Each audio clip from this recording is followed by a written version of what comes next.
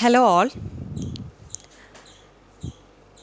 This session is the second part of the problems based on inverse Laplace transform. In this video, we'll be dealing with the problems to find the inverse Laplace transform using the partial fraction method. Let's start with the first problem. Find the inverse Laplace transform of x of s is equal to 10 into e raised to minus 3s by s minus 2 into s plus 2. So this function is being split into two portions. Let x1 of s be equal to 10 by s minus 2 by s plus 2. This kind of function can be written in the partial fraction format as x1 of s is equal to a1 by s minus 2 plus a2 by s plus 2. In the next step, we'll perform the cross multiplication, that is a1 into s plus 2 plus a2 into s minus 2, which is being equated to 10 by s minus 2 by s plus 2. That is what is being shown.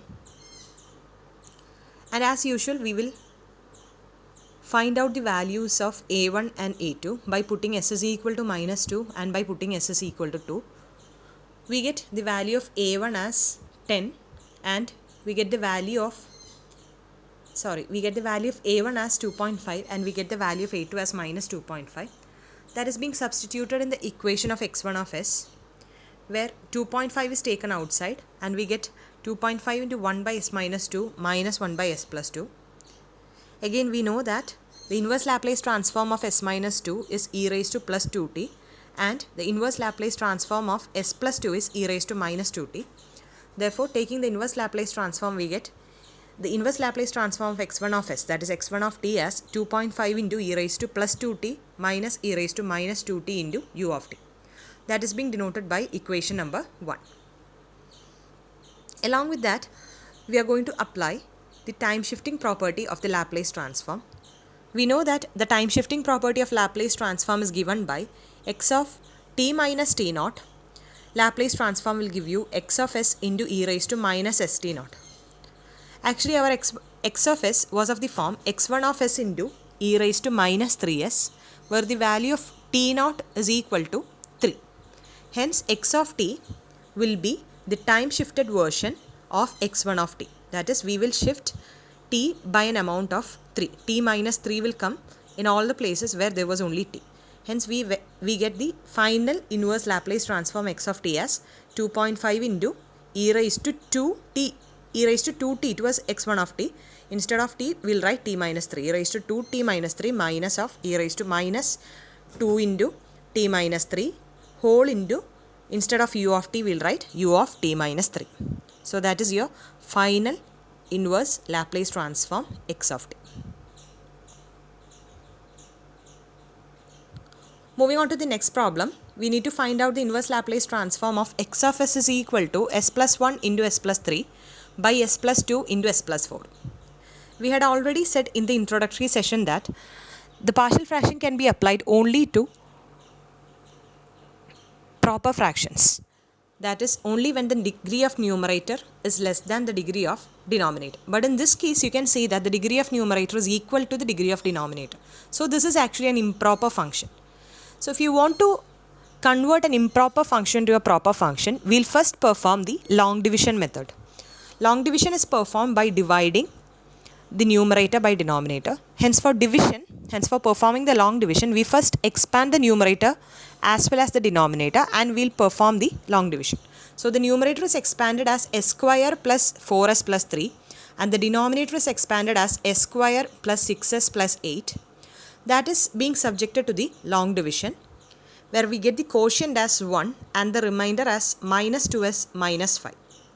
Hence, we can write x of s as quotient 1 minus of 2s plus 5 by s plus 2 into s plus 4, because it was already s plus 2 into s plus 4 that was there in the denominator.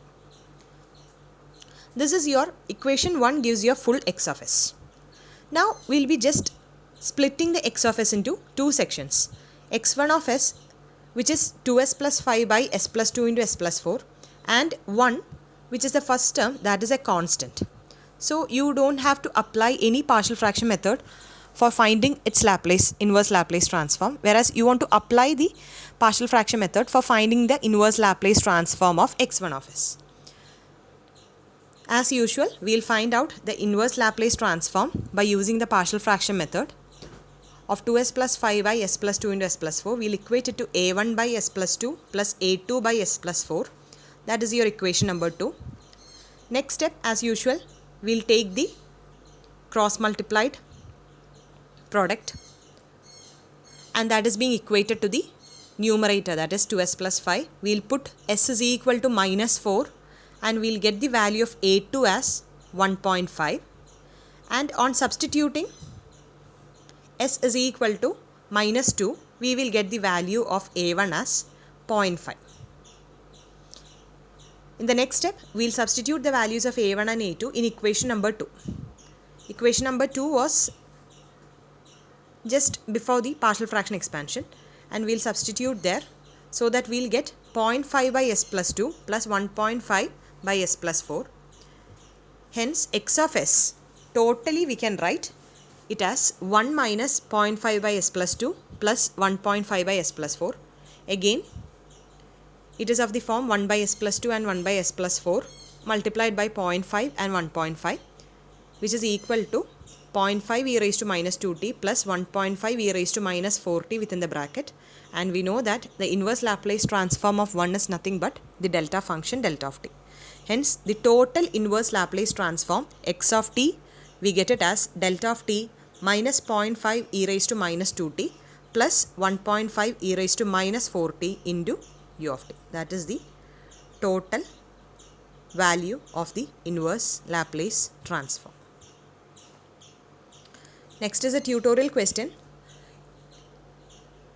Perform the inverse Laplace transform of s plus 3 into s plus 3 e raised to minus 2s by s plus 2 into s plus 4. This is the same as that was given in the previous section. It is the same question. Sorry, this is actually s plus 1 into s plus 3 in the numerator. Just that here we are applying the time shifting property, and the time shifted amount is t naught is equal to 2 here. So the solution will be like, we will be having a time shift of 2 with all the functions of t. That is, it was delta of t in the previous question, but here it will have a time shift of 2 units. So it becomes delta of t minus 2. Similarly, for all the t terms, we will have a time shift of 2 units. That is how we will get the solution of this question. The next question, we are asked to find out the inverse Laplace transform of x of s is equal to 10 into s plus 4 by s square into s plus 2. So if you have a term like s square, then it will be expanded in this form. This is what we have studied in our basic maths. That is, we will expand it as a1 by s square plus a2 by s plus a3 by s plus 2. This is again a partial fraction expansion. We will have a cross multiplication. With a1 we will multiply s plus 2 because the LCM is s square into s plus 2. So with a1 we will multiply the term which is lacking in it. So the term is s plus 2, which is to be multiplied by a1. With a2 you have already s there. One s as well as s plus 2 is missing. So we will multiply with a2 s into s plus 2. With a3 s plus 2 is already there. So just multiply by s square. And in the similar fashion we will put, if you are putting s is equal to 0, the a3 as well as the a2 term gets cancelled because it has got the s term. And we will get the value of a1 as 20. Similarly, we can solve for a3. By putting s is equal to 2, we can solve for a3 is equal to 5. And then comparing the coefficients of the s term, we get 10 is equal to a1 plus 2a2, and we can solve that a2 is equal to minus 5. Hence, we get x of s is equal to 20 by s square minus 5 by s plus 5 by s plus 2. We know that the inverse Laplace transform of 1 by s square is t.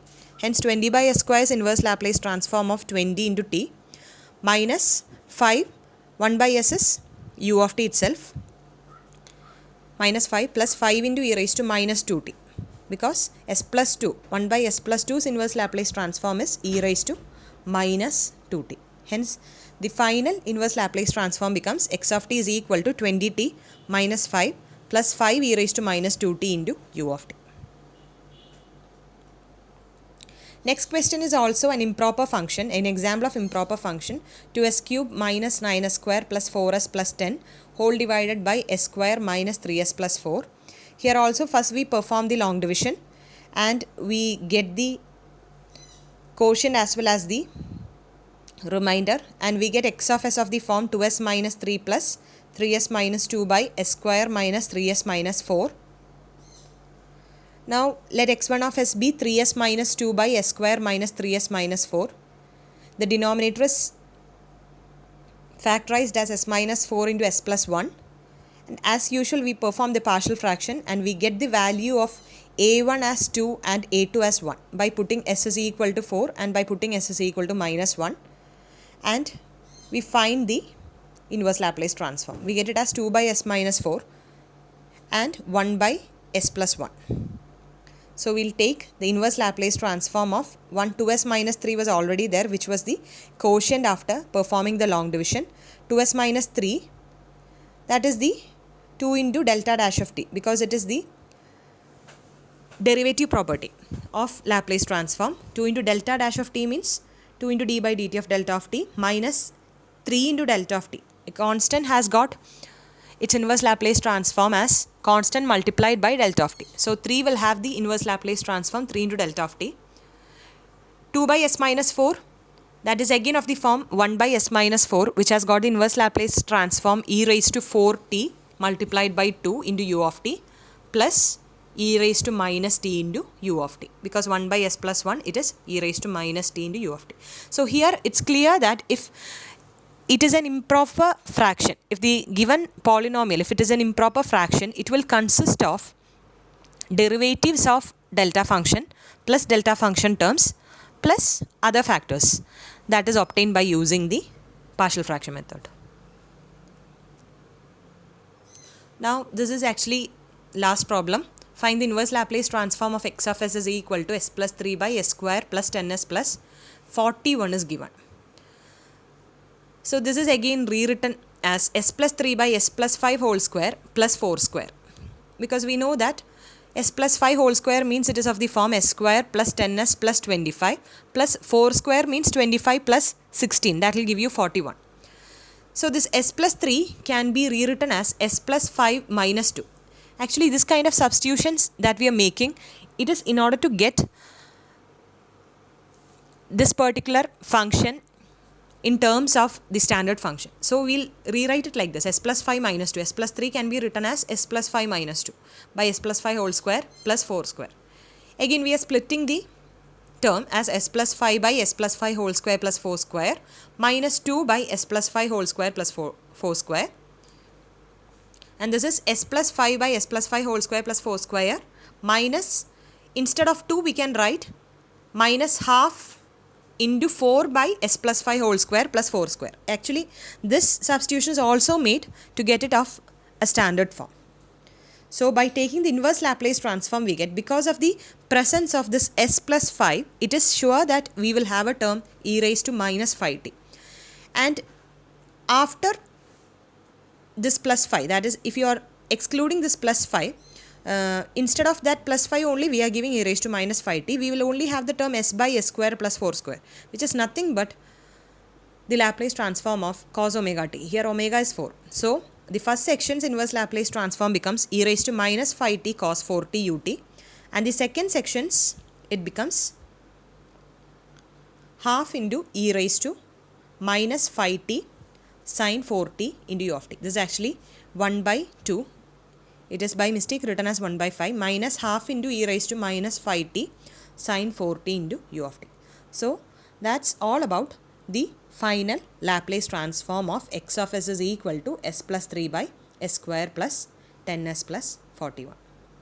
So with this we have come to an end of finding the inverse Laplace transform using the properties, standard functions, as well as by using the method of partial fraction. Thank you.